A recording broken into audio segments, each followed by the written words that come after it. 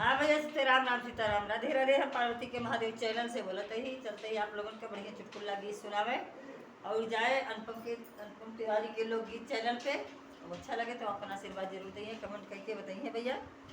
मेहनत का फल सफल कर दिए, जरा अपना आशीर्वाद दिए।